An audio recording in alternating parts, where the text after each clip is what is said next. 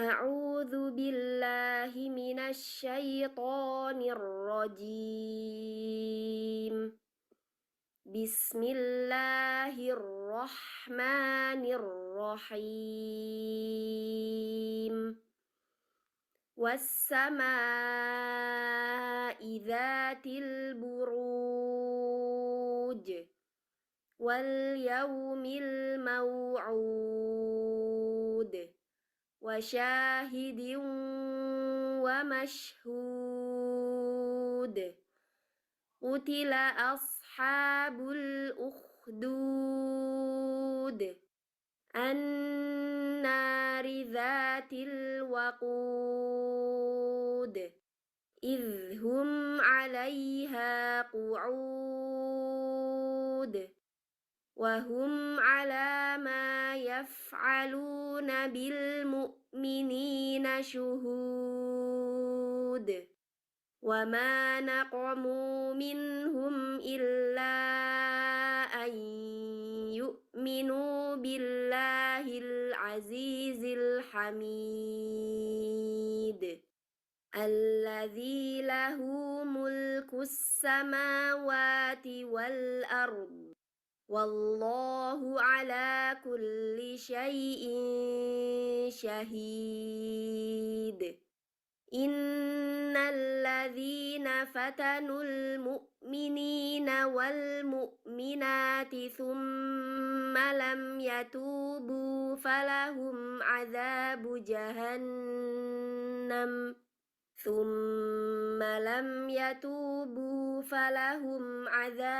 جهنم ولهم عذاب الحريق.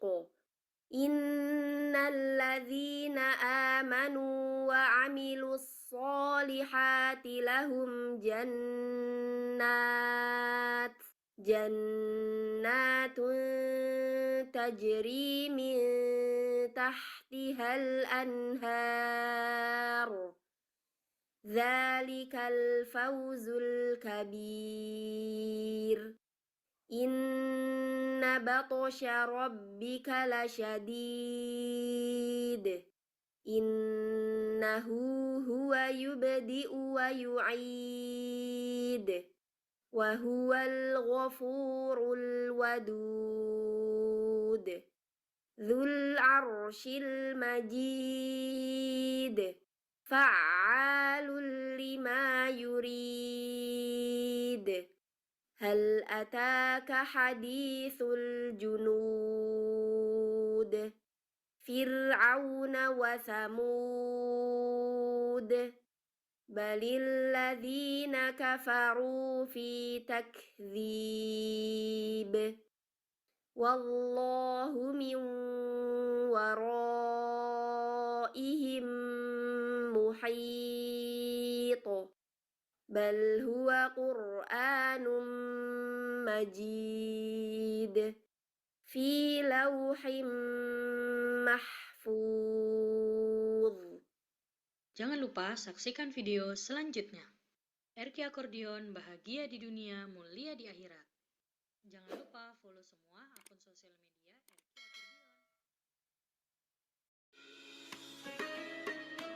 Ahlan wa sahlan, bunda-bunda, ustazah, dan kakak-kakak semua di kajian tematik Al-Quran Perdana kali ini. Saya ingin tahu nih bunda-bunda, kakak-kakak, boleh komen di kolom komentar atau di kolom chat. Ini pada dari mana aja kotanya, kemudian peserta dari Yayasan Hamil Quran atau komunitas menghafal odol atau wali murid dari RK Akordeon nih. Boleh yuk bunda-bunda, kakak-kakak sekalian ditunggu komentarnya di kolom chat. Di sini sudah ada Ustazah Ani, Kakak Kana, Bunda Warsini, Bunda Siti Aminah, Bunda Uma, Bunda Ayu Aska, Ustazah Ria, Ustazah Mardia. Wah, dari Manggarai ada Bunda Mustika Dewi dari Malang. Oke. Ada dari mana lagi nih bunda-bunda? Manggarai itu Jakarta ya berarti bunda? Masya Allah, ada warisan dari وجوه RK Akardian. يومئذ ناعمة لسعيها راضية في جنة Ditunggu bunda-bunda yang lain عالية dari mana aja. لا تسمع فيها Oh, لاغية NTT. Masya Allah. Ada فيها عين Bunda Via dari Malang. جارية Wah, jauh sekali dari ujung فيها NTT. سرر Selain Malang dan NTT, yang lain مرفوعة mana nih suaranya? Ditunggu di kolom komentar. وأكواب موضوعة ونمارق Wah, Sada Mardia dari مصفوفة Bandung. Bandungnya di وزرابي bagian mana nih, Us? مبثوثة أفلا ينظرون إلى الإبل كيف خلقت Wah, Bandung Barat. وإلى Oke. Yuk, yang السماء Bandung atau كيف ada dari رفعت daerah lain nih ditunggu. وإلى Tadi sudah ada الجبال dari كيف Malang, dari نصبت NTT, dari Bandung. وإلى الأرض كيف Nah, سطحت ada Bunda Warsini. Waalaikumsalam Bunda فذكر Warsini dari NTT إنما Ruteng. Bener kan ya? Ruteng. أنت Ruteng atau Ruteng nih Bunda? Uteng لست Ustazah. Oh, عليهم Ruteng. Baik. مسيطر Ruteng NTT, إلا Masya من Allah. تولى وكفر فيعذبه Insya Allah acara kita akan الله dimulai tepat pukul العذاب 10 lebih 5 gitu, الأكبر Bunda-Bunda. Jadi mohon ditunggu. Mungkin إن bagi Bunda-Bunda yang إلينا available atau bisa membuka إيابهم kamera, bisa on cam, boleh silakan on ثم cam gitu, Bunda-Bunda, إن agar lebih علينا berkah ilmunya nanti, حسابهم kemudian adab menuntut ilmu juga. Jangan lupa saksikan Untuk Bunda-Bunda yang baru bergabung, ahlan wa sahlan, kakak-kakak, boleh langsung komentar nih di kolom chat, ditunggu dari mana saja asalnya.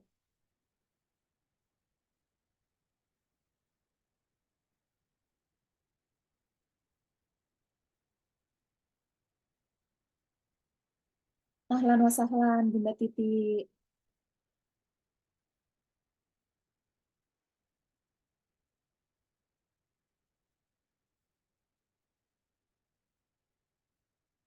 Ahlan wa sahlan untuk semua peserta yang sudah bergabung. Sambil menunggu acara dimulai, boleh nih Bunda-Bunda, kakak-kakak semuanya, bisa komentar di kolom chat dari mana saja nih asalnya. Tadi ada dari Malang, kemudian ada dari Manggarai, Ruteng NTT, kemudian ada dari Bandung.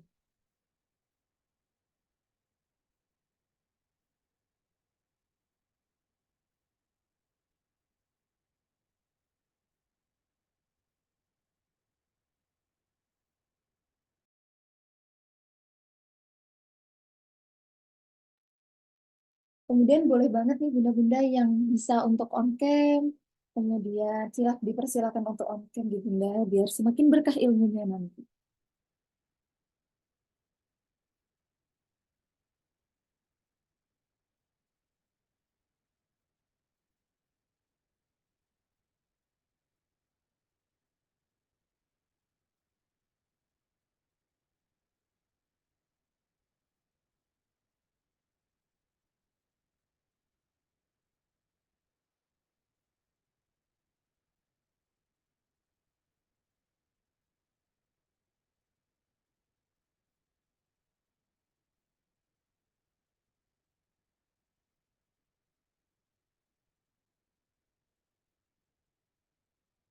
Silakan Bunda-Bunda sambil menunggu acara dimulai, bisa mengisi link presensi dulu ada di kolom komentar yang sudah di-share oleh panitia, oleh Ustazah Eli.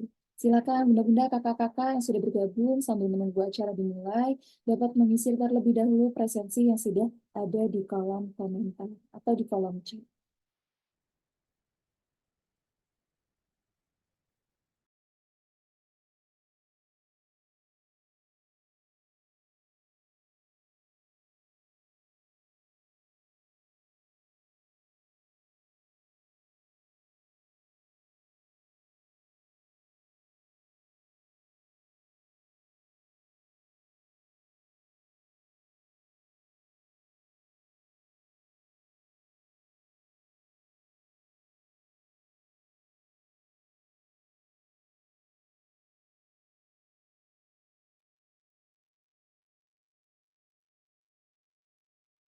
Silakan bagi bunda-bunda yang bisa on cam, bisa menyalakan kameranya, dipersilakan untuk menyalakan kameranya agar lebih berkah gitu ketika menyimak nanti kajian dari Ustazah Sitna.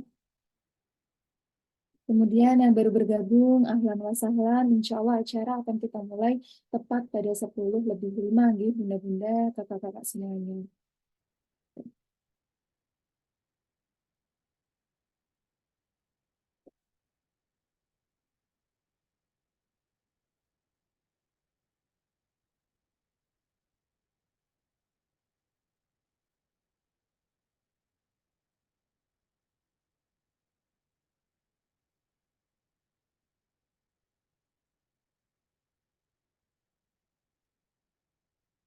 Oke, bismillahirrahmanirrahim. Karena sudah jam 10:05, saya izin untuk memulai acara nih.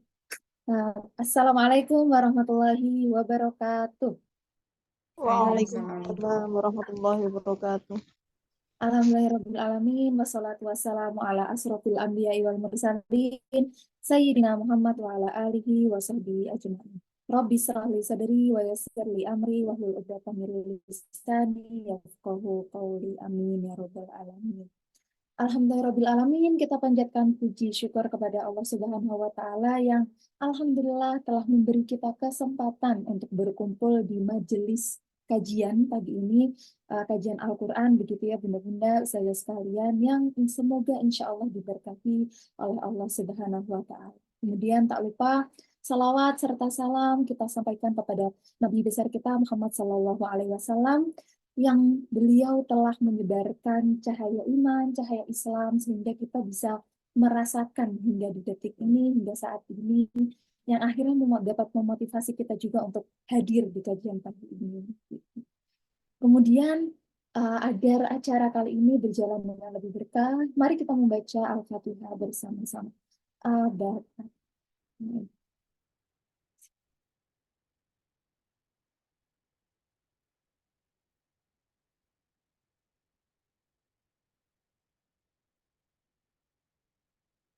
Amin ya rabbal alamin. Nah, Ustazah, bunda-bunda, Ustazah, dan kakak-kakak sekalian, sebelum kita masuk materi, izinkan diri saya memperkenalkan diri terlebih dahulu.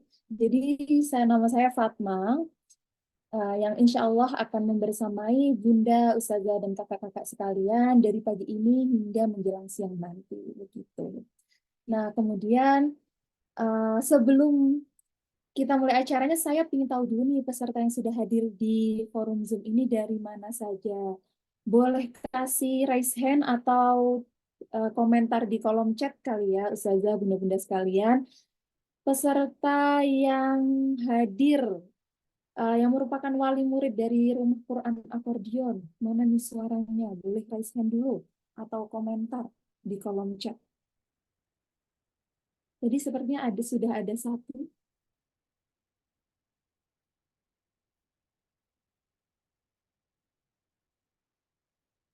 Oh, mana nih ada suaranya? Yang merupakan wali murid RT Akordion. Bunda-bunda. Oh, Raudatul Quran Akordion. Maaf, maaf. Ya. Mana nih bunda-bunda wali murid, umi-umi wali murid dari RT Akordion. Raudatul Quran Akordion. Belum ada suaranya. Oke, kita tunggu. Barangkali nanti semakin siang semakin ada suaranya.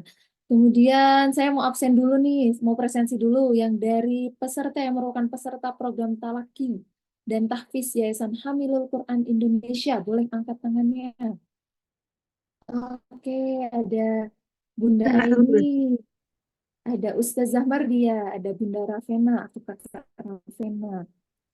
Oh, baik. Oh, tadi wali murid ada Bunda Ari, ada Bunda. Iya, siap. Ada 4 orang, baik. Siap-siap. Ada Kak Nestivia. Ada Bunda Yana dari wali murid Arki Akordion. Oke, baik. Lumayan rame ya suaranya. Sekarang saya mau presensi lagi nih dari anggota komunitas One Day One Line Malang. Boleh raise hand, boleh angkat tangan. Atau menyapa di kolom chat. Mana suaranya peserta komunitas odol One Day One Line Malang.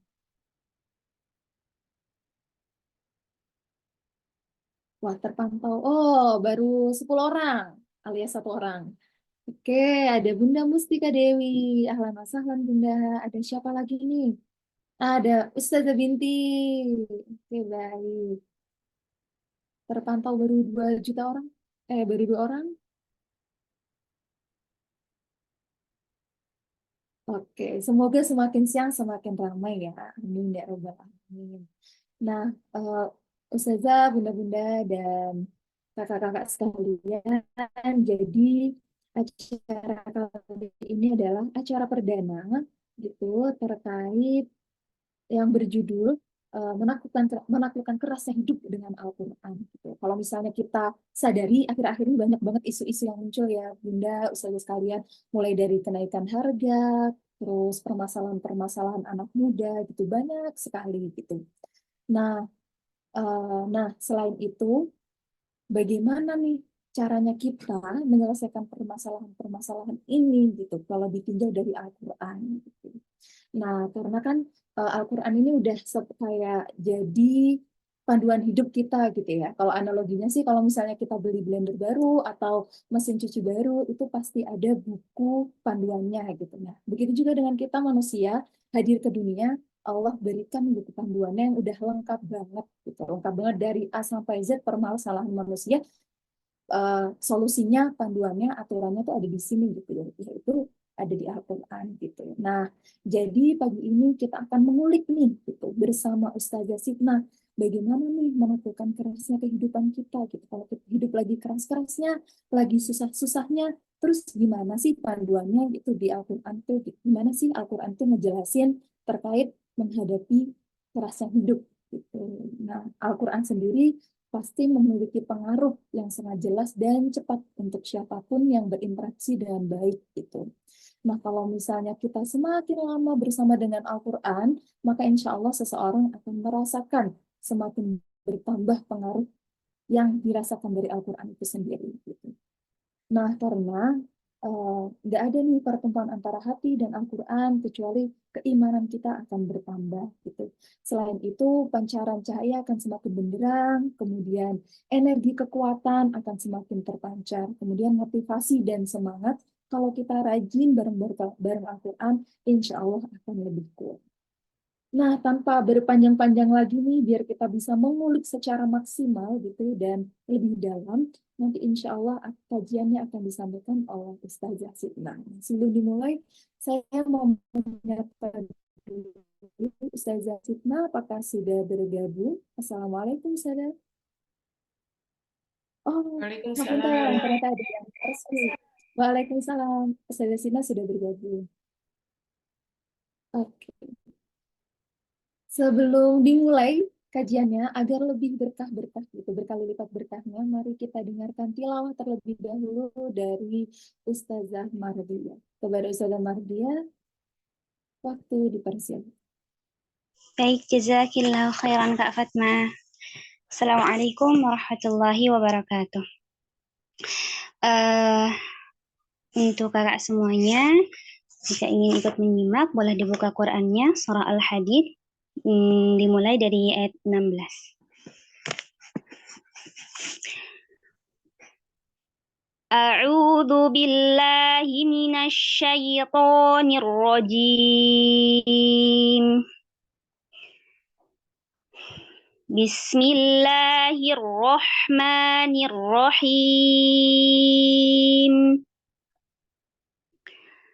Alam ya'ni lilladzina amanu an takhsha'a qulubuhum li dzikrillahi wama nazala minal haqqi wala takunu kalladzina utul kitaba min qablu fatala alaihimul amadu faqasat qulubuhum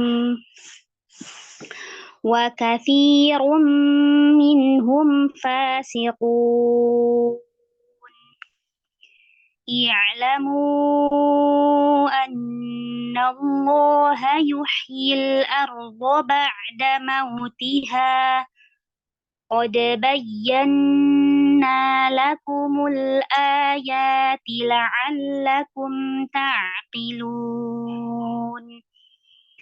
إن المصدقين والمصدقات وأقرضوا الله قرضا حسنا يضاعف لهم ولهم أجر كريم والذين آمنوا بالله ورسله أولئك هم الصديقون والشهداء عند ربهم لهم أجرهم ونورهم والذين كفروا وكذبوا بآياتنا أولئك أصحاب الجحيم اعلموا أنما الحياة الدنيا لعب ولهو وزينة وتفاخر بينكم وتكاثر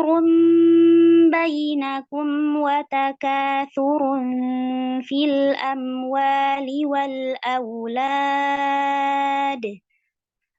كمثل غيث أعجب الكفار نباته ثم يهيج فتراه مصفرا ثم يكون حطاما وفي الآخرة عذاب شديد ومغفرة من الله ورضوان وما الحياة الدنيا إلا متاع الغرور سابقوا إلى مغفرة من ربكم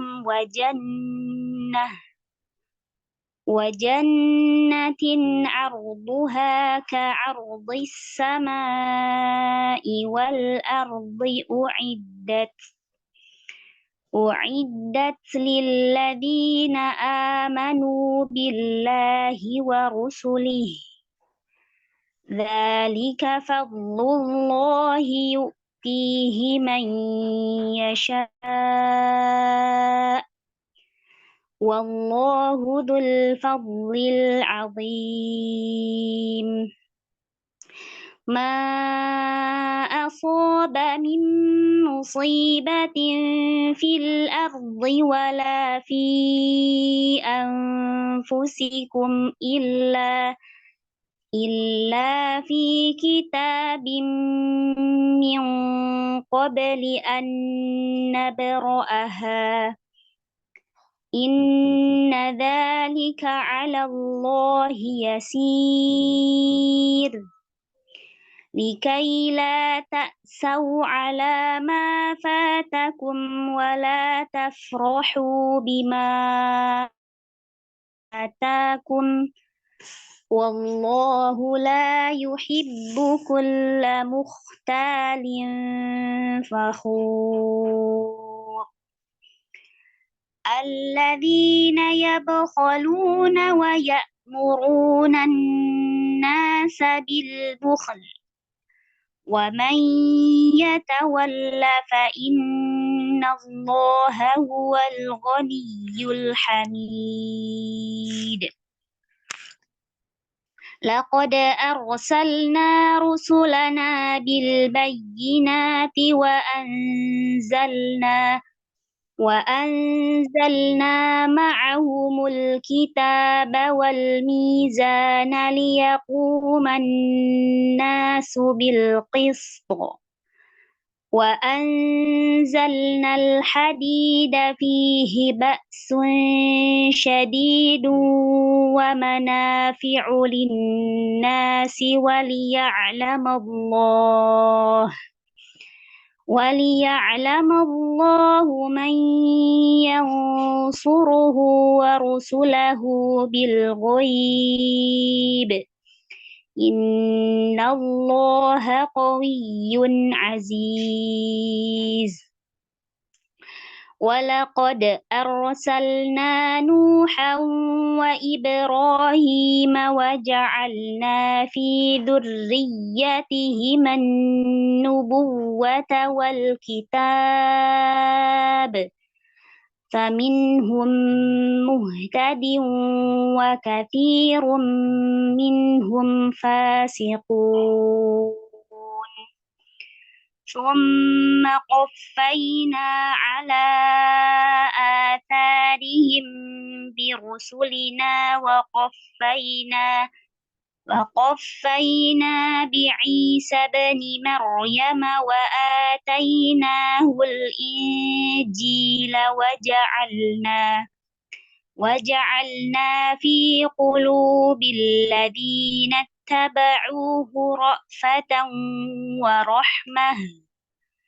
ورهبانية ابتدعوها ما كتبناها عليهم إلا ابتغاء رضوان الله فما رعوها حق رعايتها فآتينا الذين آمنوا منهم أجرهم وكثير منهم فاسقون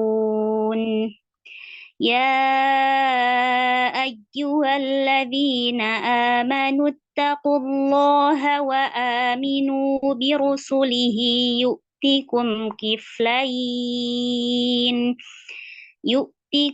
كفلين من رحمته ويجعل لكم نورا تمشون به ويغفر لكم والله غفور رحيم لئلا يعلم أهل الكتاب ألا يقدرون على شيء من فضل الله وأن الفضل بيد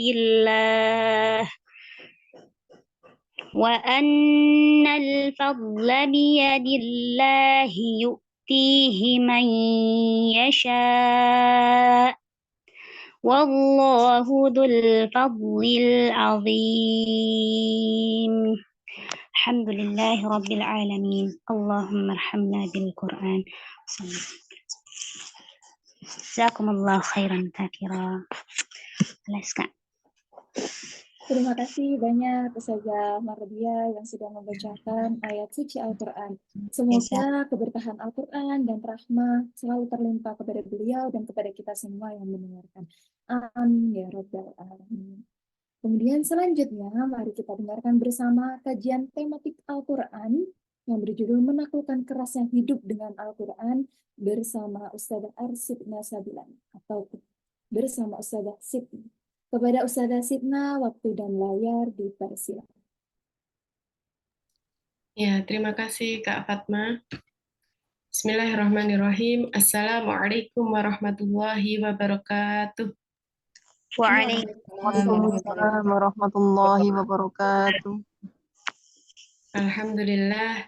Alhamdulillahirabbil alamin. Innal hamdalillah nahmaduhu wa nasta'inuhu wa nastaghfiruh wa na'udzu billahi min sururi anfusina wa min sayyiati a'malina. May yahdihillahu fala mudilla lahu wa may yudlil fala hadiya lahu. Asyhadu an la ilaha illallah wa asyhadu anna Muhammadan abduhu wa rasuluh la nabiyya ba'dah.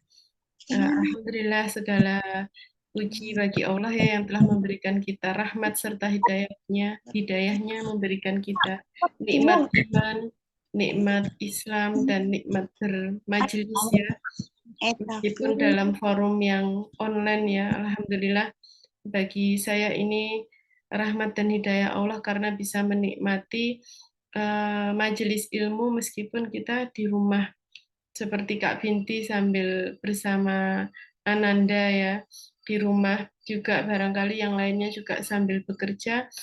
Alhamdulillah karena pandemi juga ini kajian perdana ya teman-teman.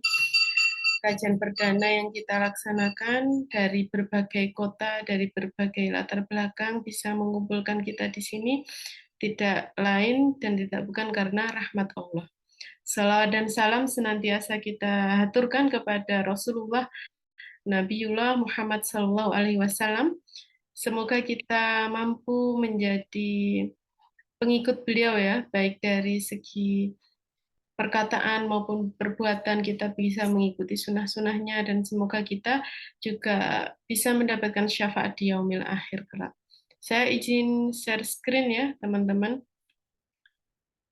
Jadi judul materi kali ini adalah judul buku dari Ustadz Ahmad Arkom. Isinya saya padukan dari berbagai sumber, juga mengambil dari buku beliau juga. Bukunya tipis dan syarat makna, insya Allah mudah kita dapatkan, nanti bisa dibantu panitia.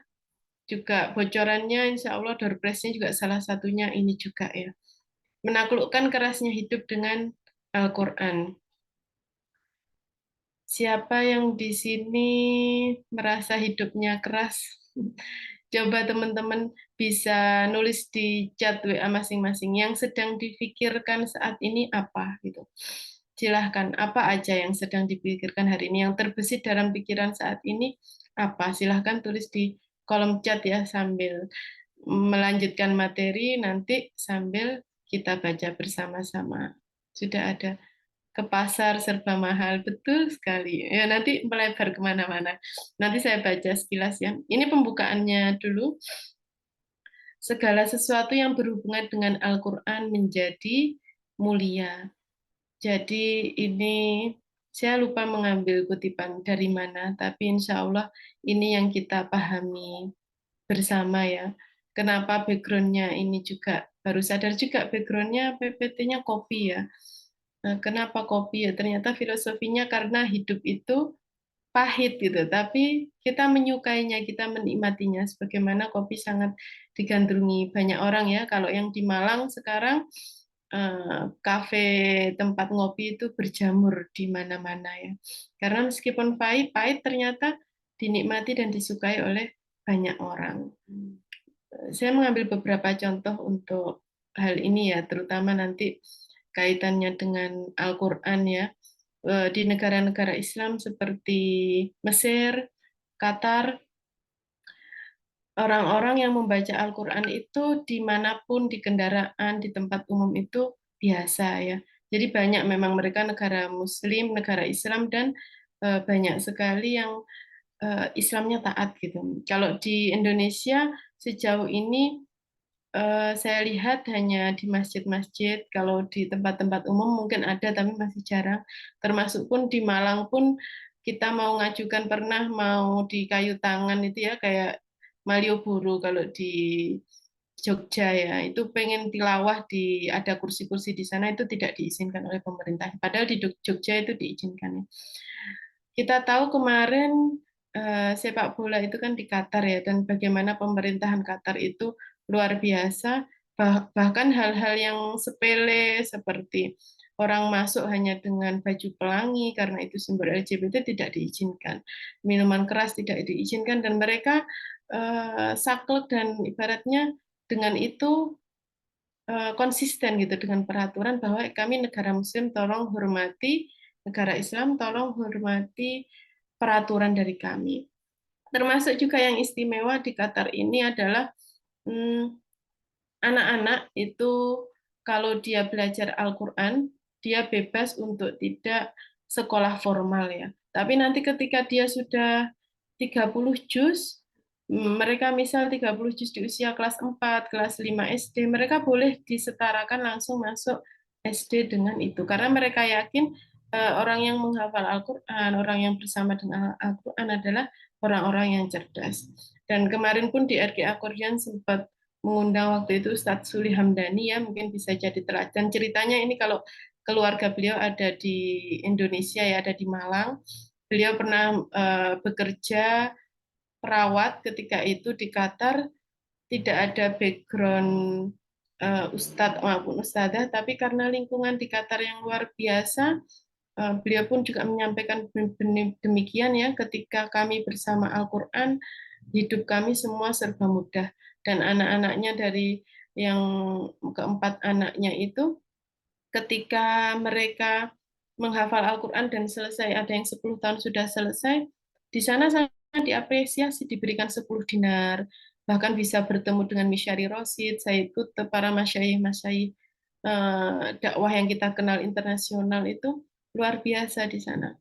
Tapi di Indonesia kita belum bisa sampai seperti itu, akan tetapi kita pun juga bercita-cita dari yang kecil ini semoga bisa sampai membumikan Al-Quran di bumi kita. Kebutuhan biaya anak sekolah, iya ini bentar lagi bagaimana meningkatkan value, bacanya gimana ya? Saya bingung. Meningkatkan nilai atau itu kita, ya. Nanti kita bahas juga di sini. Mari kita bertadabbur sejenak, ya, dari surah Al-Anfal ayat 65. Allah berfirman, ya ayuhan nabiyyu haridil mu'minina 'alal qital. Iyyakum minkum ishruna sabiruna yaglibu mi'atain wa iyyakum minkum mi'ati yaglibu alfam minal ladina kafaru bi annahum qaumul la yafqahun. Wahai Nabi Muhammad, kobarkanlah semangat para mukmin untuk berperang. Jadi ini dalil tentang perang, ya, tapi kita mengambil hikmah. Ini yang saya tandai huruf besar. Jika ada 20 orang yang sabar di antara kamu, niscaya mereka akan mengalahkan 200 orang musuh. Dan jika ada 100 orang yang sabar di antara kamu, niscaya mereka dapat mengalahkan 1000 orang kafir. Karena orang-orang kafir itu adalah kaum yang tidak mengerti. Surah Al-Anfal 65. Al-Anfal ini artinya kemenangan, ya. Ini cita-cita bersama bahwa kita ini kalau di fase sejarah itu kan ada di fase keruntuhan khilafah dan upaya penegakannya. Jadi kita itu sedang berusaha menegakkan kembali kalimatullah, ya. Jadi di sini seperti kita tahu di perang Badar, ya, perang yang di mana malaikat itu ikut terjun, ya, berperang di jalan Allah karena memang ketika itu Islam masih sedikit. Allah pengen Islam itu menang, kemudian Allah menangkan dengan dibantu bala tentaranya dari manusia dan malaikat, karena memang Islam itu baru ketika itu. Jadi poin sabar ini salah satunya kaitannya juga dengan judul kita pada pagi hari ini, bagaimana memang kalau merasa hidup kita keras tadi, biaya sekolah mahal, kesehatan mahal, bahkan kita mungkin masih ada masalah di dalam diri kita. Poin pentingnya adalah bagaimana kita bersabar. Mungkin nanti ada yang lainnya juga bersabar dan bersyukur, gitu. Termasuk juga bagi yang sudah berkeluarga, ya, saya pernah mengikuti kajian, kita punya anak 1 dan 2 itu level kesabarannya berbeda. Bahkan kalau boleh diibaratkan di tadabbur ayat ini kan berbanding 0,1, ya. Kalau kita menjadi ibu 1, berarti sebenarnya kita mampu, kalau kita mampu bersabar, mampu sampai merawat anak 10 orang. Tapi era kita sudah berbeda, ya. Era kita sudah berbeda, enggak dengan banyak anak seperti nenek moyang kita dulu. Kadang kita hanya dengan 2 atau 3 dan atau bahkan 5 itu sekarang sudah banyak. Tingkat kesabaran kita sebagai seorang diri, seorang istri, seorang ibu itu akan semakin levelnya semakin naik ketika kita diuji dengan berbagai kerasnya hidup tadi. Tapi kita ingat bahwa Allah pun juga berusaha menghibur kita bahwa la yukallifullahu nafsan illa wus'aha di Al-Baqarah ayat 286 ini. Allah itu tidak membebani seseorang melainkan dengan kesanggupannya. Ini insya Allah sudah sering kita dengar, ya. Jadi sebagai penghibur kita, kalau kita mendapatkan ujian berarti Allah pengen kita naik kelas, ya. Kita juga belajar dari para ulama pejuang, ya. Jadi kalau dulu zaman mahasiswa ya, zaman masih bergelut di kampus itu kalau merasa kemudian di organisasi atau di pertemanan dan lain sebagainya berat, yang selalu menjadi motivasi bagi saya pribadi adalah kita itu tidak berjuang sebagaimana para sahabat Rasulullah memperjuangkan nyawa mereka disiksa habis-habisan, juga para pejuang kemerdekaan yang mempertaruhkan nyawa demi kemerdekaan Indonesia. Belum sampai seperti itu perjuangan kita. Jadi sepelik-pelik apapun kerasnya hidup kita, tidak ada apa-apanya dibandingkan para sahabat sahabiah dan para ulama pejuang di era kemerdekaannya. Ini bagaimana gambaran 3 contoh ulama kita dalam kedekatannya dalam konteks dengan Al-Quran ya. Sebenarnya kalau kita belajar sejarah, jadi di bangku-bangku sekolah kita itu sejarah dibikin umum sedemikian rupa ya. Tapi kalau teman-teman pengen baca versi Islami itu di buku Api Sejarah. Jadi di sana memang peran ulama, peran santri itu sangat kental dengan kemerdekaan Indonesia. Jadi bagaimana terlihat dari 3 tokoh ini yang dia sangat dekat dengan Al-Quran. Ini Hos Cokro Aminoto, saking seringnya membaca Al-Quran sampai terbawa tidur. Kan ketahuan ya, dicek lagi kita ngigau itu ngigaunya apa, biasanya itu yang sedang kita pikirkan. Termasuk juga ketika sakit, beliau juga mengigau dengan bertakbir sampai 3 kali, karena memang ruhnya adalah ruh kemerdekaan. Dan setelah itu membaca Al-Quran dengan fasih dan indah, Masya Allah. Kita pun juga menemui bagaimana kadang orang-orang sekarat atau orang-orang koma di rumah sakit yang kemudian mereka itu mengigaunya dengan ayat-ayat Al-Quran. Pun demikian ketika Rasulullah sakit, beliau juga sampai demam tinggi sampai mengigau ya. Yang dipikirkan Rasulullah adalah umatku, umatku, umatku. Seperti itu karena memang kesehariannya untuk umat kesehariannya bagaimana Islam itu, Quran itu sangat melekat di dalam dadanya. Juga Kiai Haji Hasyim Asy'ari ya, beliau mengimami sholat subuh dengan membaca 1 juz Al-Quran untuk 2 rakaat sholat subuh berjamaah. Masya Allah gitu. Jadi ini pun saya belajar kemarin, kebetulan pondok dekat rumah itu kan kemarin mengundang Ustadz Hanan Ataki ya. Beliau mengisi materi ya. Beliau pun demikian ya. Biasanya taraweh 11 rakaat gitu, 11 rakaat dengan ayat yang panjang-panjang. Tahun ini, khusus tahun ini, akhir-akhir ini beliau kan belajar di Kiai Ketua PBNU Kiai Marzuki Muhtamar itu ya. Beliau kemudian dipraktekkan di Bandung mengimami sholat tarawih 23 rakaat. Ternyata jamaahnya banyak yang protes gitu, belum siap. Ustadz, boleh nggak apa-apa 23 rakaat, tapi kemudian bacaannya pendek-pendek gitu.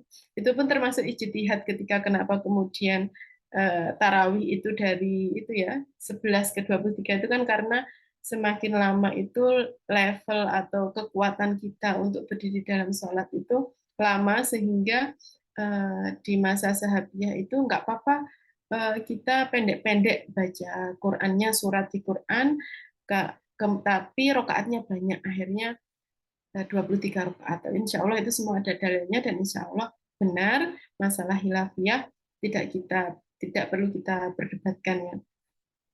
Kemudian Profesor Hamka, beliau juga terbiasa membaca Al-Quran 5 sampai 6 jam sehari. Masya Allah ya.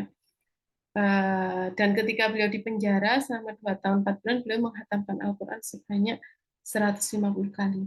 Ini namanya keberkahan waktu ya, bagaimana ulama-ulama itu juga banyak yang menghabiskan hidup di penjara, seperti Said Qutb juga demikian, tapi karya-karya mereka luar biasa, tidak menghalangi. Kemudian meskipun sampai Al-Quran pun diambil gitu, mereka semua kebanyakan hafal Quran dan tetap tilawah di dalam penjara.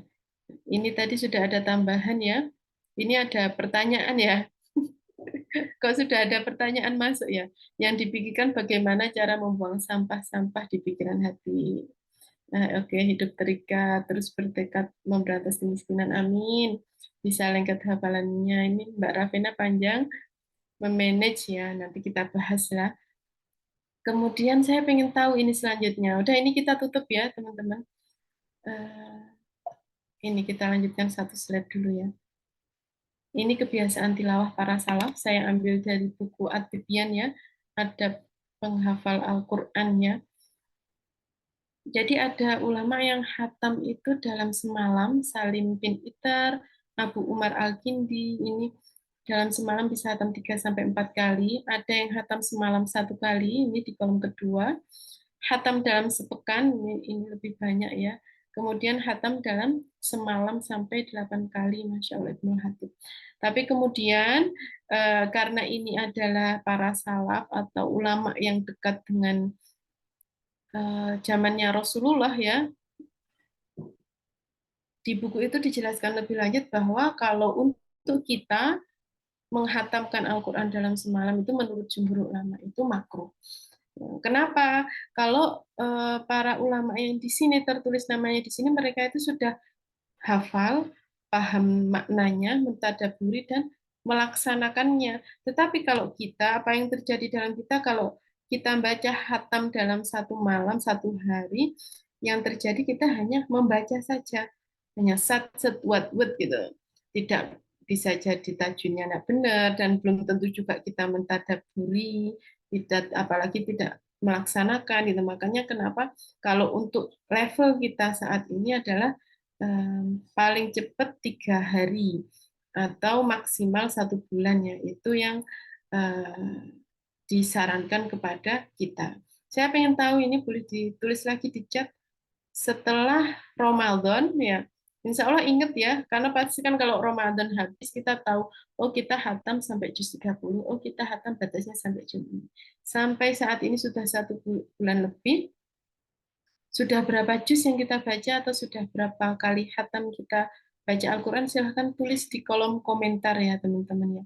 Kecuali panitia ya, panitia tidak ikut dalam challenge ini, nanti insya Allah siapa yang capaian tilawahnya terbanyak ada door prize dari saya. Nanti menghubungi Ustazah Eli ya, baru masuk juz 4, berarti 4 juz selama 1 Syawal sampai saat ini ya, kurang lebih 1,5 bulan, karena kemarin habis Ayamul Bid. Barakallah, ini masih 20 juz, nggih, barakallah. Nanti sambil kita lanjutkan materi lagi ya teman-teman. Nah, kenapa saya ambil tema Ramadan ya dalam kehidupan? Guru saya pernah mengajarkan bahwasanya kalau kita sukses di bulan Ramadan, sukses Ramadan kita lebih baik daripada tahun-tahun sebelumnya, insya Allah 11 bulan sisanya itu juga akan lebih baik dari sebelumnya. Makanya kenapa sini saya tulis tema Ramadan dalam kehidupan. Hendaknya setiap kedekatan kita dengan Al-Quran ini melekat di kehidupan kita ketika Ramadan, melekat di bulan-bulan seterusnya juga. Tema Ramadan dalam Al-Quran ini ada 2 hal ya, sini 2 bagan, 7 proses besarnya ya, atau tema besarnya, di mana kenapa kemudian dikatakan Syahrul Quran, karena memang 17 Ramadan itu diturunkannya Al-Quran. Kita biasa peringati dengan peristiwa Nuzulul Quran. Kita ambil dari surat Al-Anfal, termasuk tadi potongan ayat yang saya sampaikan di awal itu kan juga surat Al-Anfal ya. Nah, Al-Anfal ini membuktikan bahwa kemenangan dalam peperangan para sahabat terdahulu adalah karena orang-orang yang sudah dekat dengan Al-Quran. Nah, karena interaksi mereka dengan Al-Quran. Sehingga menjadikan modal besar datangnya pertolongan Allah. Itu menjadi alasan kenapa saudara-saudara kita yang di Palestina itu juga luar biasa kedekatannya dengan Al-Quran. Bahkan Ustadzah kita almarhumah Yusra itu kan pernah ke Palestina ya, ketika ditanya, sudah usia 40-an mungkin ya beliau ketika itu, walau alam, sudah berkeluarga intinya, sudah berapa hafalannya? Beliau tanya ketika itu belum selesai ya.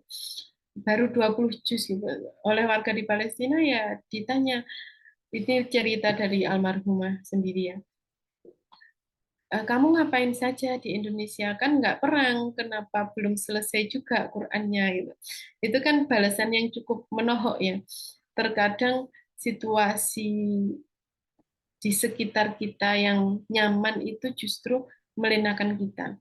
Makanya menaklukkan kerasa hidup dengan Al-Quran ini bisa jadi kalau ujian kita pelik, ujian kita berat, bisa jadi itu bisa justru membuat kita lebih baik gitu kalau kita lihat, kita balik gitu ya. Karena kalau Allah uji kita sebenarnya kekayaan, kesehatan, kelapangan. Kalau kita uji semua urusan kita mudah, itu sebenarnya juga ujian ya.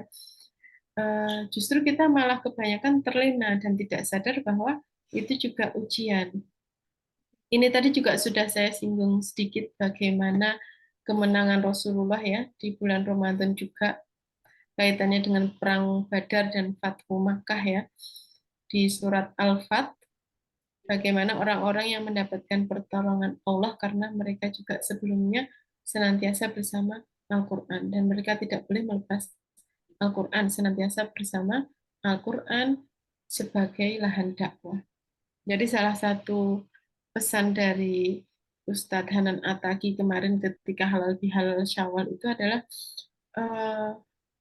kita itu mau jadi dokter boleh, mau kemudian dosen boleh, ibu rumah tangga silahkan, atau kemudian mau pelajar mahasiswa juga silahkan sesuai dengan peran kita masing-masing, sesuai dengan passion kita masing-masing.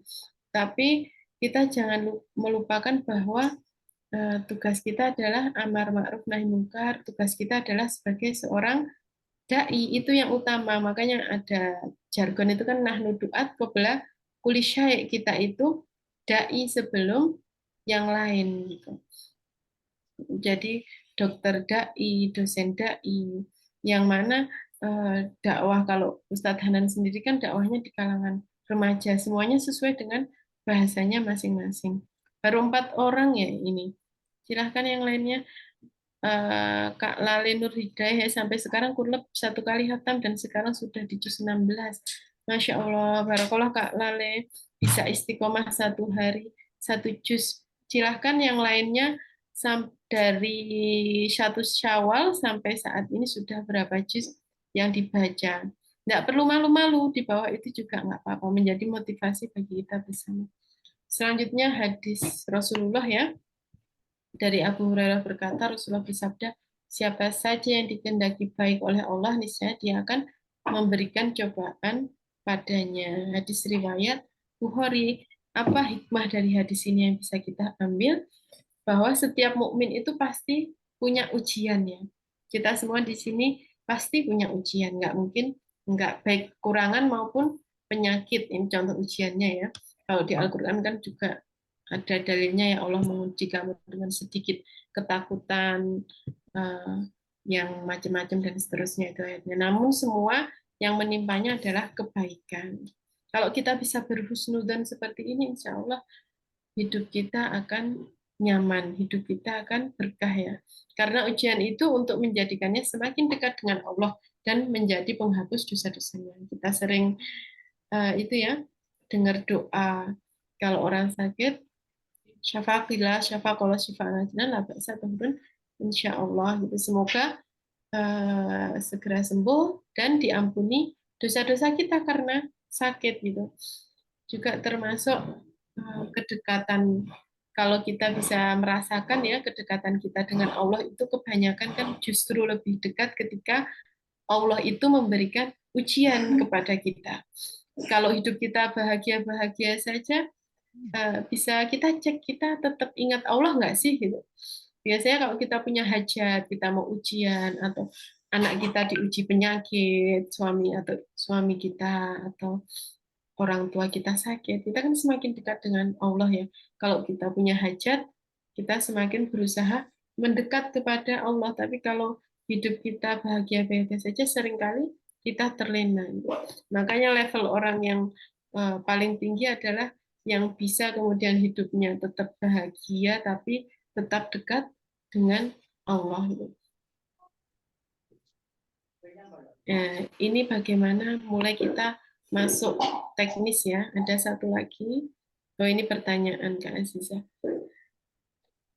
Bagaimana supaya memang hidup kita itu bisa full dengan Al-Quran ya. supaya hidup kita ini bahagia ya. Yang pertama membaca Al-Quran sebanyak mungkin. Tadi kenapa saya tanya, boleh dilanjutkan chatnya teman-teman. Sudah berapa banyak tilawahnya setelah Ramadan? Saya tidak tanya Ramadan hatam berapa kali ya, karena tantangan kita terbesar adalah setelah Ramadan. Bisa tetap seperti Ramadan ataukah tidak? Membaca Al-Quran ini kita sudah sering mendengar ya bagaimana satu huruf itu seperti 10 kebaikan. Terus kemudian bagaimana ketika kita mendapatkan ujian, ada seorang ustadz yang pernah menyampaikan, terserah kita mau acak buka Al-Quran, kita baca satu ayat. Insya Allah itu menjadi obat kesedihan kita ya. Kemudian bagaimana kita terbiasa dengan tadi satu hari satu juz, ada program Odoj gitu. Bahkan kalau mau menghafal Al-Quran satu hari satu baris, bisa ikut nanti program kami ya di Odol gitu. Ada yang untuk anak-anak, ada untuk yang dewasa. Jadi teman-teman semua tinggal milih gitu. Yang kedua ini memahami dan memahami maksud dan arahan Al-Quran. Kalau kita bahasa Arabnya tadabbur ya.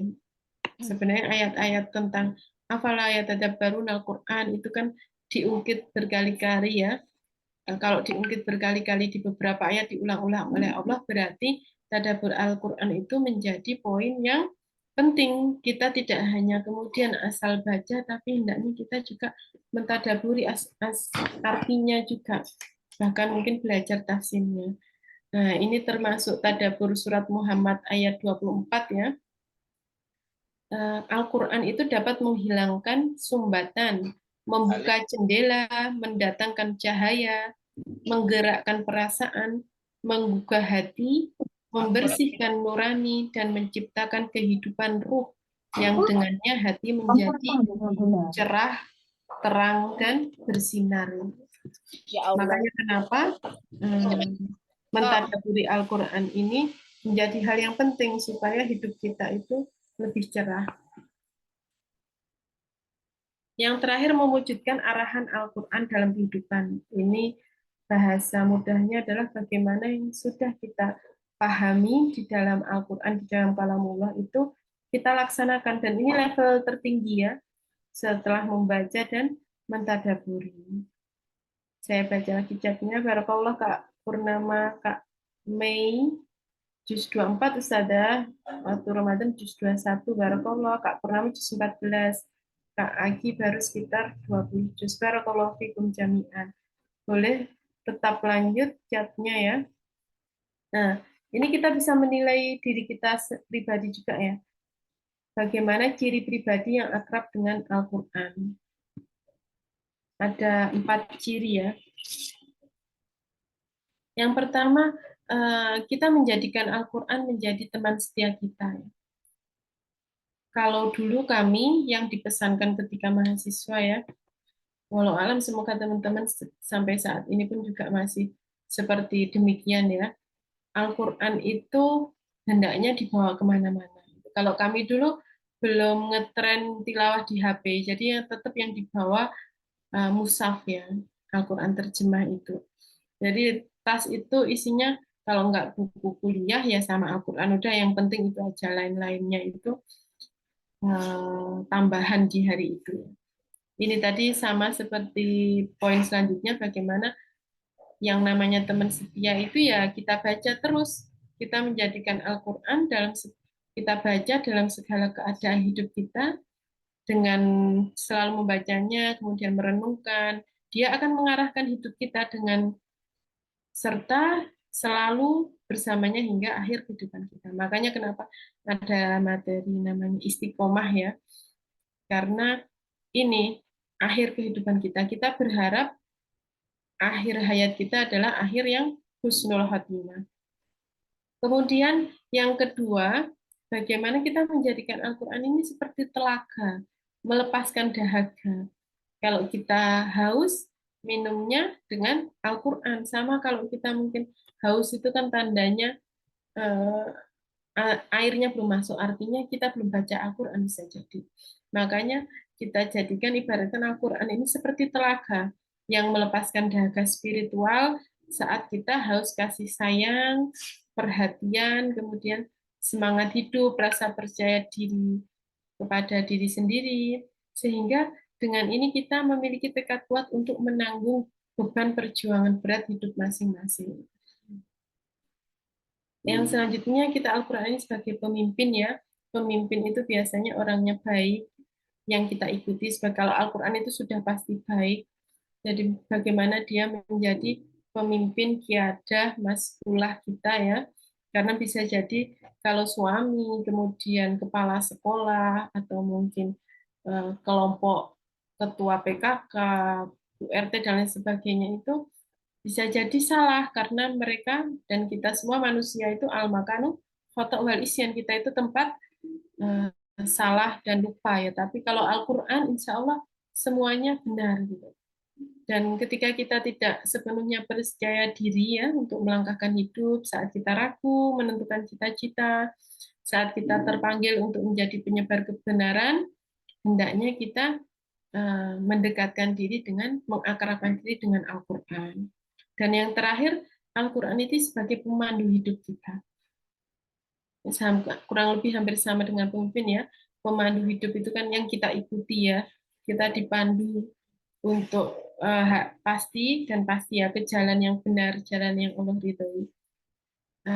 Sehingga dengan Al-Quran yang kita ikuti ya, kita jalani dengan Al-Quran, kita bisa mengisi hari-hari dengan karya kebaikan ya.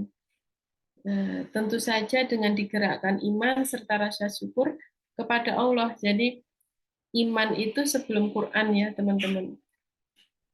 Adab sebelum ilmu, iman sebelum Al-Quran.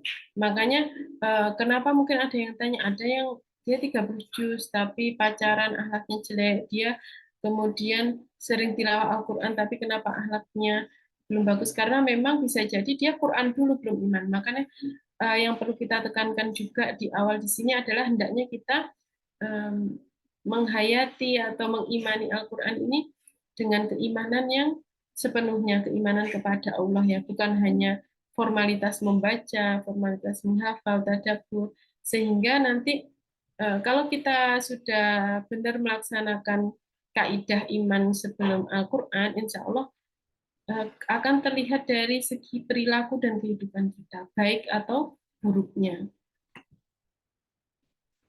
Saya ambil satu ayat ya, mengapa kemudian mendekatkan diri dengan Al-Quran dengan keimanan itu sangat penting dari tadabbur surat Ar-Ra'd 2:31.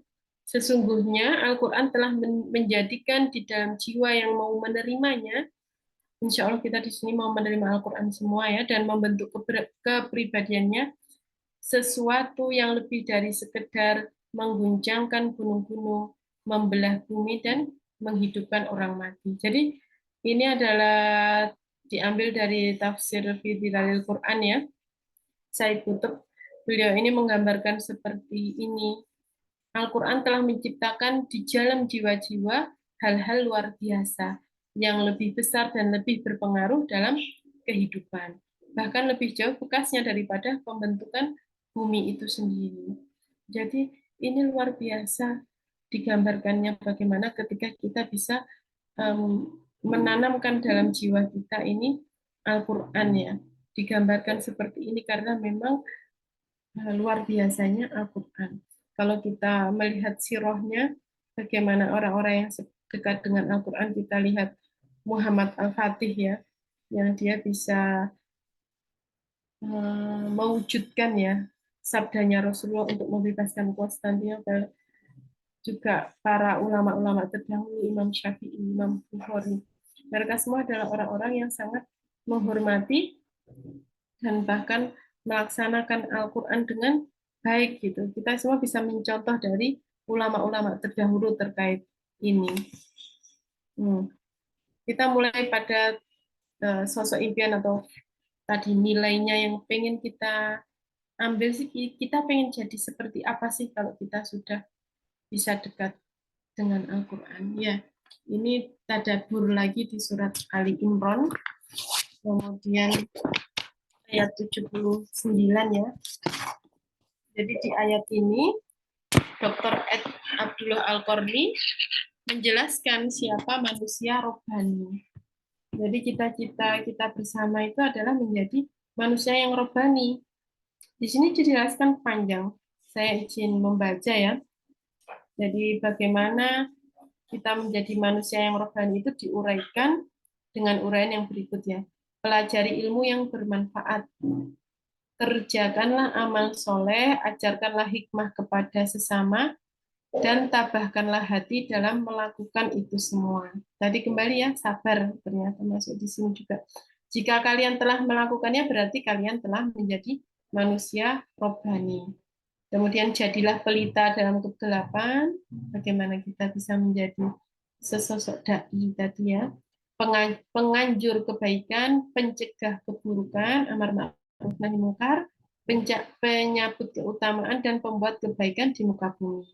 Jadilah manusia yang dicintai oleh yang ada di langit, maka kalian telah menjadi manusia yang robbani. Maksudnya apa? Kita diminta untuk beribadah ya. Jadilah manusia yang dicintai oleh yang ada di langit. Kita diminta oleh ayat ini untuk mencintai Allah, beribadah kepada Allah dengan semaksimal. Insya Allah kita telah menjadi manusia yang robbani. Bagaimana mengukur kedekatan kita dengan Allah ya? Salah satunya yang pernah saya dapatkan dari Kiai adalah ketika kita berdoa meminta hajat kepada Allah, cepat atau lebih cepat ya dikabulkan. Itu artinya posisi kita sedang dekat dengan Allah. Jadi doa itu kan ada 3 level ya. Yang pertama dikabulkan, yang kedua dikabulkan tapi lama, yang ketiga adalah tidak dikabulkan. Tapi kemudian Allah dalam firman-Nya, Allah itu tidak mengabulkan doa hambanya. Tidak dikabulkan di sini, nanti titik poin tekannya adalah Allah akan mengganti buat kita yang lebih baik untuk kita. Jadi kita tidak boleh bersuudzon kenapa kemudian Allah tidak segera mengabulkan keinginan kita, karena Allah menyiapkan takdir yang lebih baik yang untuk kita semua ya. Kemudian ajarkan pengetahuan kepada manusia, sampaikan nasihat dengan cara yang baik, ajarkan mereka mencintai Tuhan dan akhirat, dan serulah mereka mengendalikan dunia. Jadi kita memang dituntut untuk menjadi pemimpin dunia. Bisa jadi itu apalagi kita perempuan semua ya, kayaknya nggak mungkin. Nggak apa-apa, tapi kita harus tetap optimis bahwa kita menjadi minimal diri kita sendiri dulu yang baik gitu. Nanti insya Allah masyarakat, negara, dan seterusnya, keluarga itu ikut baik. Kan kita sering dengar ya bahwa perempuan itu adalah tugasnya melahirkan pemimpin-pemimpin peradaban. Gitu. Jika kalian semua ingin menjadi lebih bijak, alim, dan robbani. Kemudian rendah hatilah kepada sesama, sayangilah manusia, cintailah makhluk hidup, tengoklah orang sakit, lepaskanlah belenggu penderitaan. Ya Allah, kita ingat saudara di Palestina ya. Berikanlah makan orang yang lapar, bersedekahlah kepada fakir miskin, berilah pertolongan pada orang yang kesusahan, dan bantulah orang yang teraniaya. Ini semua adalah perilaku orang yang robbani. Kalau dalam konteks materi kita pada siang hari ini ya, kita ambil poin pentingnya. Salah satu tujuan kita menjadi manusia robbani caranya adalah menjadi pribadi unggul yang belajar dan mengajarkan Al-Quran. Menjadi pribadi unggul karena mengajarkan dan belajar Al-Quran. Sebagaimana hadis yang sudah sering kita dengar ya, khairukum man ta'allamal Qur'ana wa 'allamahu. Sebaik-baik kita adalah sebaik-baik manusia, bahkan adalah yang belajar dan mengajarkan Al-Quran. Khairun nasi anfa'uhum linnas. Ya, sebaik-baik manusia adalah yang bermanfaat bagi manusia yang lainnya. Dan kita berusaha menebarkan manfaat tadi dengan mengajarkan Al-Quran. Nah, ini penutup ya. Saya cek dulu. Ada 4 lagi. Iya, betul penutup. Waktunya masih 5 menit, alhamdulillah pas. Jadi kita sekarang sangat menyadari ya, sekeras dan seburuk apapun kehidupan kita, maka mari kita taklukkan dengan Al-Quran.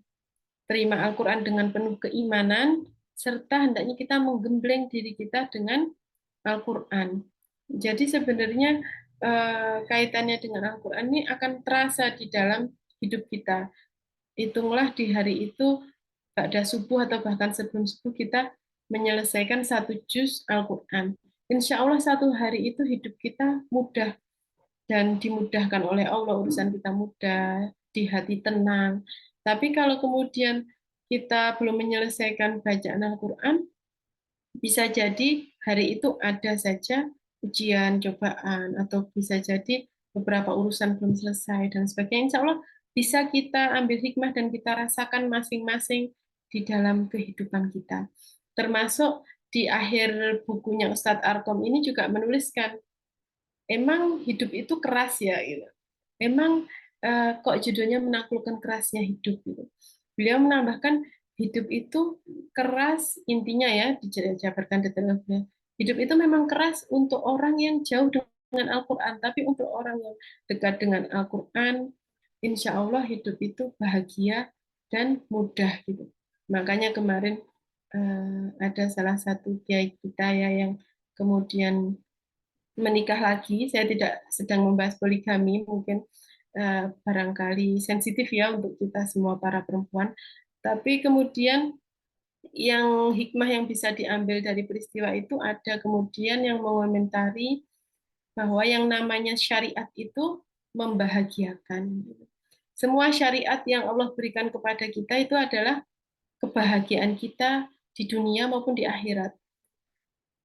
Kalau kita merasakan syariat Allah itu masih berat, sulit, tidak mudah, membuat kita sengsara, kita harus belajar lebih banyak lagi. Itu PR-nya gitu. Jadi terima kasih teman-teman semua, ada 53 peserta yang hari ini hadir ya di kajian kali ini. Sebagaimana kaitannya dengan tilawah itu kan ada level-levelnya ya. Yang pertama dia nggak mau tilawah. Yang kedua kita memaksakan diri kita untuk ayo harus tilawah, dipaksa gitu, berat ya. Tadi seperti ini menaklukkan kerasnya, keras, tapi kita jahat kepada diri kita sendiri, akhirnya terpaksa. Yang selanjutnya, level selanjutnya adalah level, oh kalau nggak tilawah, kok kayaknya ada yang kurang gitu. Biasanya kita, karena kita sudah terbiasa tadi, memaksakan tilawah, kemudian terbiasa, yang kalau kita kehilangan tilawah jadi, oh kayak ada yang kurang gitu. Yang level tertinggi nanti adalah orang-orang yang kemudian bisa merasakan kenikmatan dari Al-Quran, merasakan kenikmatan dari tilawah, menghafal, kemudian melaksanakan syariat Allah, itu semua level orang yang tertinggi.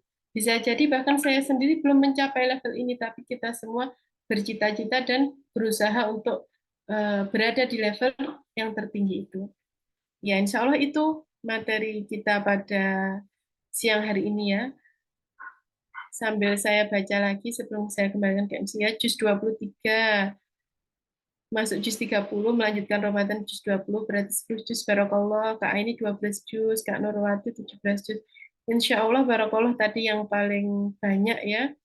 Nanti ada dia dari saya ya, Kak Lale Nur Hidayah, bisa bisa chat host atau WA Ustazah Eliana selaku CP ya. Nanti tolong kirim nomor rekening atau e-wallet, ada door prize dari saya Rp100.000 ya insya Allah. Ya insya Allah itu, monggo saya kembalikan ke MC. Sebelum tadi ternyata ketika saya membuka chat, mohon maaf, Mbak Fatma ternyata kok banyak yang pertanyaan masuk gitu. Padahal belum dibuka pertanyaan. Tafadhali Kak Fatma, saya serahkan ke MC dulu. Jazakillah khairan, Sada Sidna, atas materinya yang jadi buat saya pribadi menjadi pengingat gitu, sekaligus teguran gitu untuk terus-menerus mendekatkan diri ke Al-Quran gitu. Oke, untuk bunda-bunda, ustazah, teman-teman, kakak-kakak sekalian yang ingin bertanya terkait materi kita hari ini seputar Al-Quran, dipersilahkan. Nanti insya Allah akan ada door prize nih, door prize yang menarik, ada buku dan ada beberapa door prize yang lain gitu. Tadi sudah disampaikan oleh Sada Sidna ya. Gitu. Mungkin saya mulai dari pertanyaan yang ada di kolom chat dulu ya Ustazah. Tadi ada dari Dari Bunda Mustika Dewi, mungkin ini bersambung ke pertanyaan Bunda Rafina juga. Jadi bagaimana nih Ustazah kita bisa memanage waktu untuk dekat Al-Quran yang di dalamnya itu termasuk melekatkan hafalan gitu, mulai dari tilawah, melekatkan hafalan, tadabbur gitu, sembari membersamai tumbuh kembang anak-anak balita gitu yang masih ngikut kemana-mana gitu. Jadi bingung nih, Mbak Bunda Rafina bingung kapan bisa meluangkan waktu tilawah, merojaah, dan mentadaburi Al-Quran karena rasanya eh, riweh gitu, masa tidurnya sudah malam. Mungkin itu dulu Ustazah. Oh ya Ustazah, ini pertanyaannya mau dibacakan dulu kemudian dijawab atau satu-satu nih? Boleh satu-satu ya, biar saya Oh, tidak ya. bingung juga Ya, Mbak ya. Fatma ya. Ini berarti langsung menjawab dua ya. Saat ini saya juga buka kolom chat. Kak Ravena dan Kak Nur Aziza ya, betul ya? Tentang Mustika pertanyaan saya. Dewi. Oh, Kak Mustika Dewi ya. Oke, terima kasih untuk pertanyaannya. Ini pun yang sedang itu ya, apa namanya? Saya rasakan pribadi ya, dan bisa jadi ini menasehati diri saya pribadi ya. Kalau memanage waktu, itu tadi yang sudah saya sampaikan tadi di awal, memang kalau sudah menjadi ummahat atau ibu rumah tangga, apalagi anaknya lebih dari satu, itu akan susah sekali untuk mendekat dengan Al-Quran, mayoritas seperti itu. Bagaimana jika kita ingin memanage ya? Yang pertama tadi, anak itu kan punya waktu ya, punya waktu pasti dia nggak mungkin dia main seharian, nggak mungkin dia kemudian nemplok kita seharian. Pasti ada fase di mana anak-anak itu tidur. Nah, kalau ibu-ibu yang mengutamakan mental health, biasanya kalau anak tidur ya ikut tidur gitu, kita istirahat karena sama kan kita capek ya. Tapi mungkin kita bisa mengambil keberkahan waktu di pagi hari ya. Kalau pagi hari kan insya Allah kalau anak tidur siang kita ikut tidur siang monggo itu karena saya paham betul bagaimana kecapeknya jadi ibu. Selain itu juga sunnah juga, Qailullah itu kan sunnah ya tidur siang, Rasulullah juga sering melakukan itu. Tapi kalau pagi hari, kalau kita bisa bangun lebih awal itu ahsan. Monggo mau mendekati subuh, kita bisa tahu ya anak-anak kita tuh bangunnya biasanya jam berapa. Mau mendekati subuh atau mungkin jam 2 atau mungkin apa pas adzan subuh, kita bisa tahu. Tapi yang penting kita usahakan dengan waktu yang kita bisa kira-kira itu kita bisa entah tilawah atau hafalan atau mau tadabbur. Kalau kami biasanya kan tilawah dan amal surat ya dikir itu. Kalau hafalan bisa setelah itu kan. Tapi bagaimana yang utama dulu kita tilawah, karena tilawah itu kan sambil bahasanya tilawah itu kan murojaah bin nador. Jadi sebenarnya kita juga sedang murojaah juga kalau tilawah. Jadi saran saya adalah memburu berkah di waktu pagi itu. Insya Allah itu kemudian nanti bisa dirasakan ya anak itu kan siklusnya nggak itu ya nggak teratur ya. Kalau kita apa namanya pagi itu selesai dengan tahajud, subuh qobliyah, kemudian tilawah atau mungkin bisa nambah hafalan barakallah dzikir pagi sama apa sholat syuruk, dicek di kehidupan kita apakah hidup kita itu rapi. Saya biasanya ngerasa gini kalau paginya itu selesai dengan ibadah, kita maksimalkan ibadah, seharian itu mudah gitu. Wah, anak-anak hari ini kok nggak rewel gitu, terkondisi, makan enak dan lain sebagainya itu semuanya mudah. Tapi kalau sudah bangunnya telat dan lain sebagainya, kacau amal yauminya, ya hari itu juga kacau juga. Nanti bisa dicek teman-teman. Kalau saya pribadi merasakannya seperti itu. Monggo next. Oke, terima kasih Ya, Bunda sama-sama. untuk jawabannya. Semoga menjawab ya Bunda tadi Bunda Vena dan Bunda Mustika Dewi. Kemudian pertanyaan selanjutnya nih Ustazah. Bagaimana kalau dari sudut pandang Al-Quran, bagaimana sih Ustazah cara mengelola pikiran kita agar selalu berhusnuzon kepada masa mendatang gitu. Mungkin tidak terlalu cemas dengan masa depan gitu. Kita kemudian uh, husnuzon juga kepada takdir-takdir Allah. Iya. Monggo. Terima kasih ya Mbak Fatma ya. Jadi kaitannya dengan takdir ini sudah tertulis dan mau tidak mau terjadi pada kita ya. Nanti bisa ditadaburi ayat Al-Quran ya.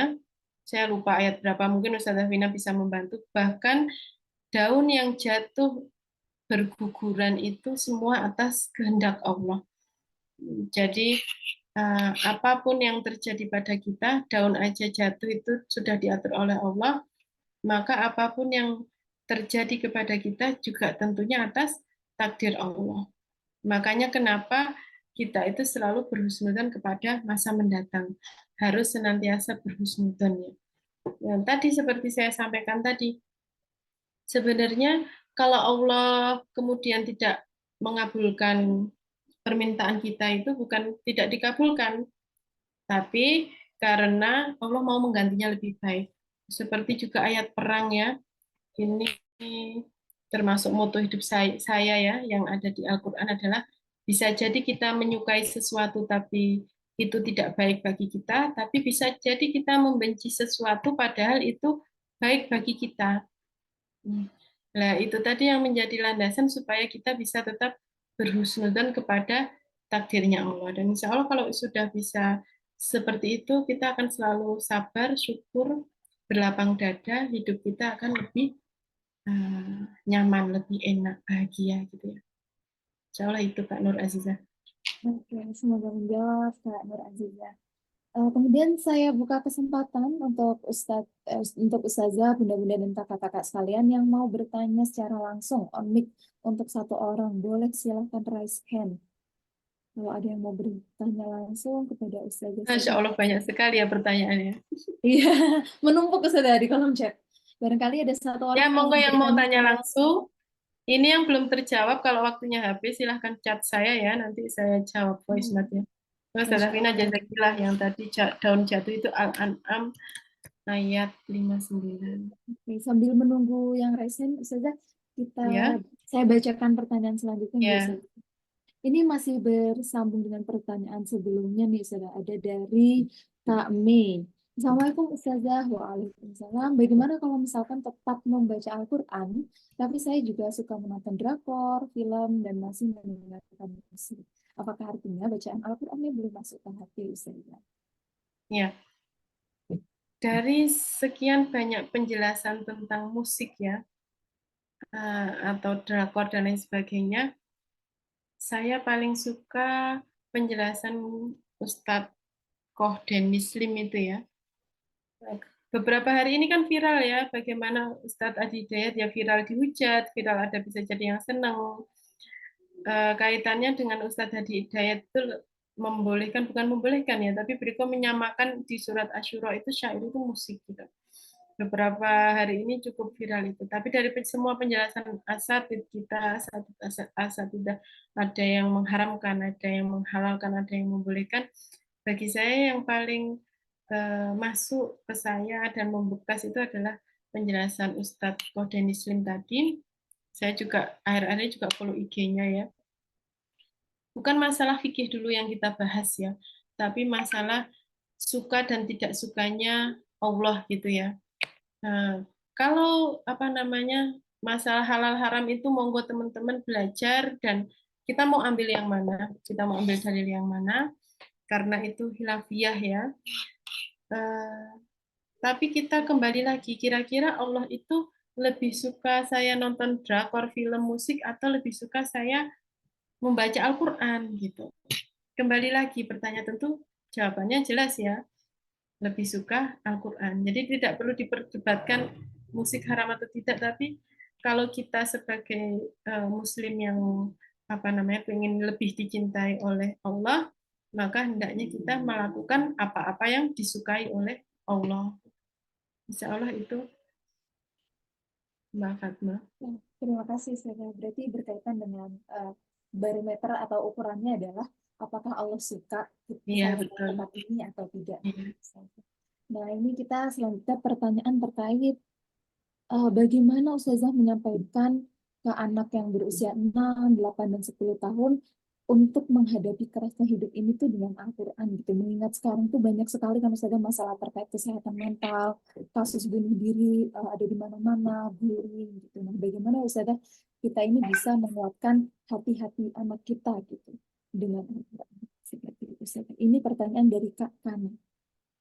Ini ini PR ya untuk semua para ibu. Bahkan saya belum di atasnya Kak Kana ya, bukan. Anak saya paling besar masih 7 tahun dan itu menjadi tantangan tersendiri.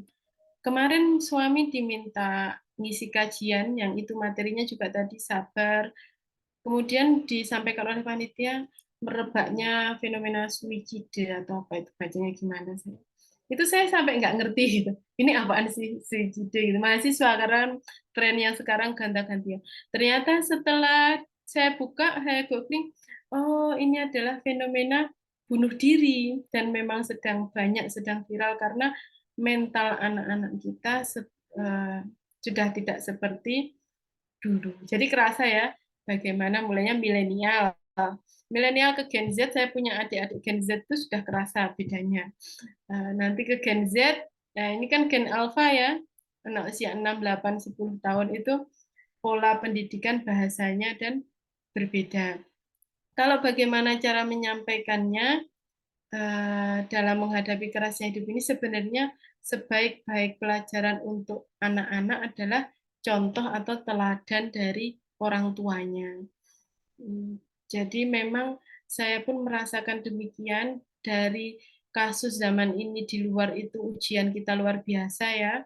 Ujian mungkin pergaulan, lingkungan kita, kemudian banyak yang kerokok atau tadi apa namanya sekuler dan lain sebagainya. Tapi yang paling penting yang sering ini dipesankan oleh suami saya juga, jangan lupa mendoakan anak kita gitu, karena doanya seorang ibu itu makbul gitu. Doa yang baik-baik untuk anak kita. Kita pengen apa untuk anak kita. Ya itu tadi, karena kalau dibahasakan ke anak sekarang itu, anak saya itu sampai yang nomor 2, Mas Taki solih, nggak solih. Jadi maunya kebalikannya gitu. Jadi kebanyakan anak-anak sekarang gitu. Kalau dikasih tahu mereka nggak mau. Jadi nggak soleh, aku nggak soleh. Itu kebalikannya maunya. Makanya yang terbaik adalah kita benteng anak kita dengan doa. Itu pun saya rasakan dalam kehidupan saya 7 bersaudara ya. Bahasanya adik-adik saya termasuk saya pribadi itu kami itu seolah-olah tidak diizinkan untuk apa namanya berbuat salah atau maksiat karena bentengnya doa ibu yang terlalu kuat gitu. Adik saya termasuk seperti itu. Saya sebenarnya pengen pacaran, sebenarnya pengen kemudian apa namanya melakukan keburukan-keburukan lainnya, tapi kok nggak bisa ya gitu. Ya itu kalau dipikir-pikir adalah doa ibu tadi. Karena kalau boleh sedikit cerita, memang ibu sempat membesarkan 7 anak ya, dan tanpa ART itu hampir tiap hari beliau 1:30 pagi sudah bangun, sudah sholat tahajud, tilawah, masak, dan menyiapkan buat kita jam 6 semua sudah selesai. Nah, itu siklusnya termasuk ibadah-ibadah yang lainnya yang juga saya masih belajar dari beliau. Insya Allah itu bukan ya. Baik, poin pentingnya adalah mendoakan ya, Ustazah, mendoakan. Iya. Semoga menjawab ya Bunda Kana. Terima kasih Ustazah Signa. Ini satu pertanyaan terakhir Ustazah, pertanyaan penutup dari Bunda Ani. Izin bertanya Ustazah, bagaimana mengembalikan semangat menghafal Al-Quran? Nah, Bunda Ani merasa sebelum menikah dan hamil semangat hafalannya tuh menggebu-gebu begitu Ustazah. Kemudian namun setelah menikah, sudah hamil, rasanya mulai muncul malas menghafal, kemudian semakin lama tidak menghafal lagi dan ada rasa kehilangan juga Ustazah. Nah, bagaimana Ustazah cara mengembalikan semangat ini? Iya. Yang pertama, saya rasa mayoritas perempuan yang berada di fase ini juga pernah mengalaminya ya. Al-imanu yazidu wa yang iman itu naik dan turun. Saya rasa itu hal yang wajar. Yang tidak wajar adalah ketika kita sadar iman kita turun, tapi kemudian tidak berusaha lagi untuk menaikkannya. Dan ini sekalian promosi Kak Ani, kalau ingin semangat lagi menghafal, monggo bisa ikut komunitas-komunitas menghafal, termasuk di kita saat ini. Jadi kalau di odol itu kan sehari minimal 1 baris, jadi nggak apa-apa sedikit-sedikit, Allah itu kan suka yang sedikit-sedikit tapi istiqomah gitu. Nah, alhamdulillah kalau kemudian bisa banyak. Jadi siklus seperti ini saya pun merasakan demikian, siklus hamil, menikah dan lain sebagainya. Insya Allah nanti kalau anak sudah di usia 2 tahun atau anak itu sudah bisa main sendiri, mereka sudah asyik dengan dunianya, tidak nemplok kita terus, waktu untuk bersama Al-Quran itu menjadi lebih banyak lagi, bisa kembali seperti sebelum kita menikah. Terutama nanti kalau anak-anak masih kecil-kecil, belum SD, belum riwah sekolah itu, waktu kemudian mendekati subuh sampai pada subuh itu sudah sangat cukup untuk kita buat kalau tiap hari mau hafalan. Itu sudah sangat panjang dan insya Allah sangat bermanfaat kalau kita bisa istiqomah memburu berkah di waktu pagi tadi. Juga waktu malam, kalau saya cenderungnya kalau malam tidak kuat ya, tapi ada orang-orang yang itu tadi, kalau di Al-Quran ya jelas ya, menjadi rahib-rahib di malam hari. Jadi hafalannya, kemudian ibadahnya itu malam sebelum tidur itu juga bisa. Dan jangan lupa nanti kalau yang menjadi penyemangat ya bagi kita seorang ibu adalah kita sedang hamil seorang anak yang diamanahkan untuk kita, yang kita ingin anak kita itu juga dekat dengan Al-Quran. Jadi jangan sampai kebosanan kita, tidak semangatnya kita itu nular ke anak kita. Sebenarnya kita bisa melecut diri kita sendiri, ayo menghafal, ayo tilawah, ayo kemudian mendengarkan murotal lah minimal, karena saya sedang hamil gitu, anak saya sedang butuh sosok ibu teladan yang kuat gitu. Saya bukunya siapa ya kemarin saya baca itu. Ada seorang ibu ya, saya lupa namanya ya, bintang Al-Quran lupa. Dia kemudian suami istri sedang hamil seorang anak. Ketiga anaknya itu di usia 5 tahun tuh sudah bisa menghafal dan bisa kemudian membaca Al-Quran.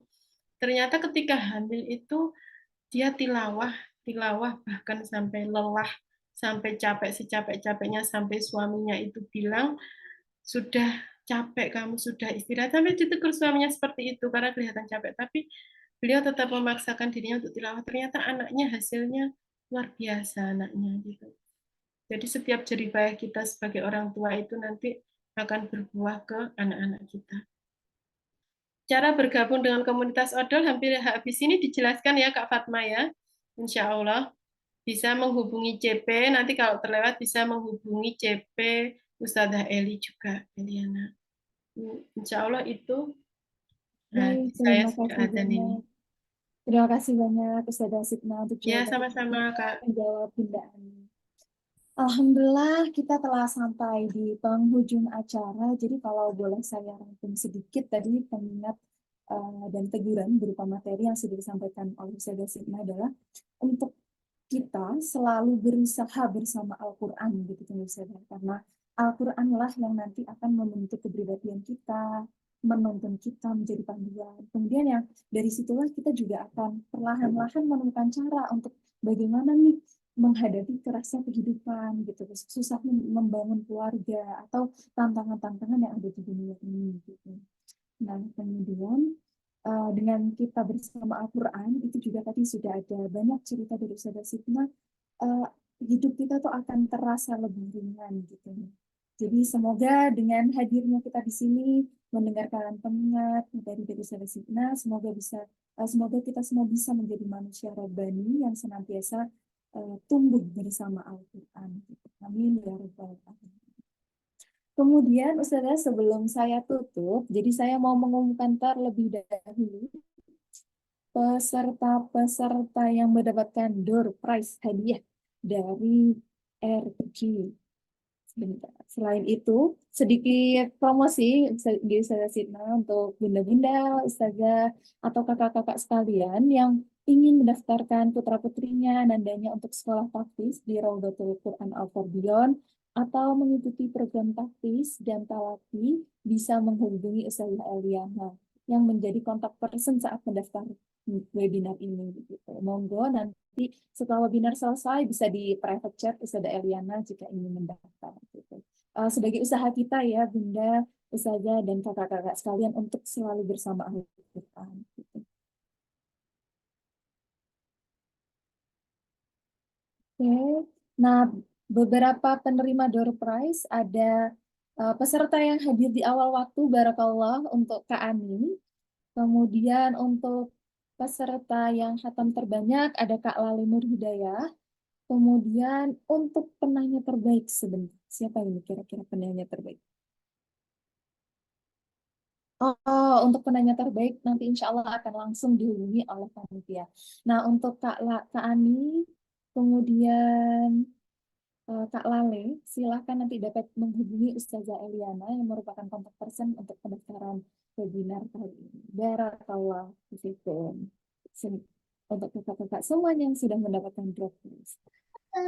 Sebelum saya tutup, mari kita tutup bersama dengan membaca doa kafaratul majelis.